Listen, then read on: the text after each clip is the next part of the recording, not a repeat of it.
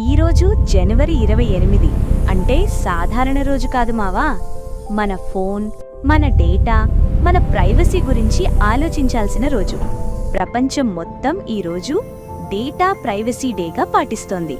మన ఫోటోలు, మన బ్యాంక్ డేటా, మన పర్సనల్ ఇన్ఫర్మేషన్ ఇవి అన్నీ మన జీవితం లాంటివే మావా.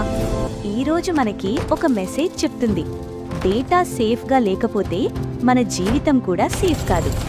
నార్త్ ఇండియాలో మరియు సౌత్ ఇండియాలో ఈరోజు ప్రత్యేక పండుగ లేకపోయినా ఆఫీసులు, స్కూళ్ళు సాధారణ రొటీన్లో నడుస్తాయి.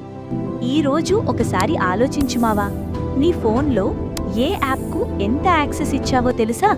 స్ట్రాంగ్ పాస్వర్డ్ పెట్టు, అవసరం లేని యాప్స్ తొలగించు, నీ డేటా నీ చేతిలోనే ఉంచు. దేశం అంటే కేవలం సరిహద్దులు కాదు మావా, మన వ్యక్తిగత భద్రత కూడా దేశ భద్రతలో భాగమే.